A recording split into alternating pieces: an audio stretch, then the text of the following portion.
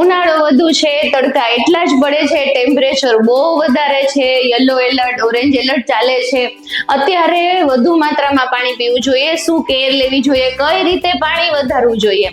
હું doctor Utpala, your dietitian from Vision. જો તમને ચક્કર આવે છે કે ફીવર આવે છે કે માથું દુખે છે કે ડ્રાય લિપ્સ થઈ જાય છે, એનો મતલબ એવો છે કે ડિહાઇડ્રેટેડ છો તમે, તમારે પાણીનું પ્રમાણ વધારવું રહ્યું. પાણી વધારવા માટે ઘણા કહેતા હોય મને કે મેડમ પાણી ભાવતું જ નથી, પાણી ગમે એટલી મહેનત કરીએ તો પી જ નથી શકાતું, તો કરવાનું છે શું? ચલો નાની નાની ટિપ્સ આપું છું કે તમે પાણી ઇન્ટેક કઈ રીતે વધારી શકો. પહેલું તો છે તમારી વોટર બોટલ. તમારી વોટર બોટલ તમારી પાસે જ હોવી જોઈએ ઓલવેઝ.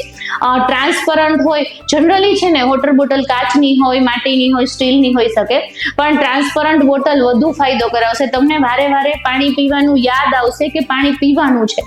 ઇવન હું તો ત્યાં સુધી કહું કે વોટર બોટલ ઓલવેઝ એટ્રેક્ટિવ રાખો.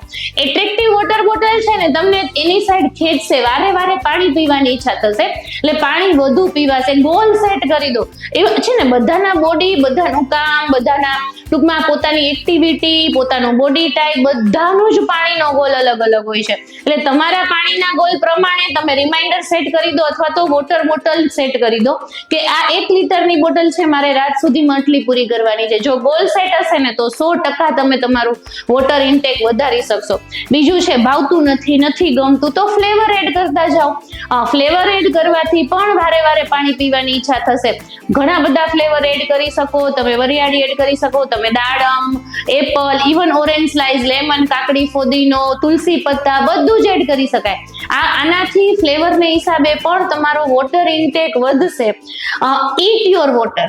હા, eat your water.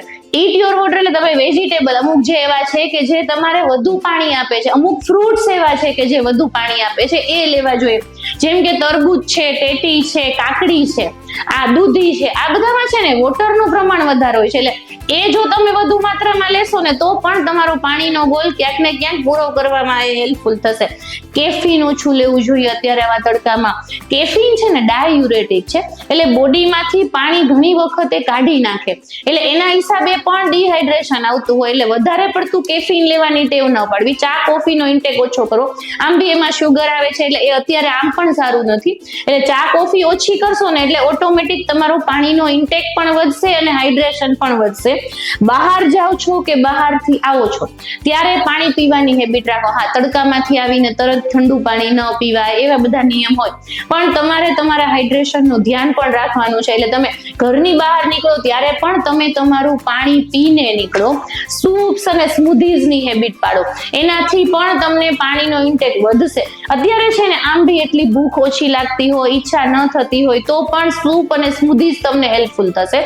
Electrolyte balance વધારો. અત્યારે છે ને ઇલેક્ટ્રોલાઇટ્સ પણ ઘટતું હોય છે, એટલે તમે નાળિયેર પાણી લઈ શકો, લેમન વોટર લઈ શકો, પિંચ ઓફ સોલ્ટ નાખીને. એટલે આ બધી વસ્તુઓ પણ વધારવી જોઈએ, એના હિસાબે પણ હાઇડ્રેશન વધશે.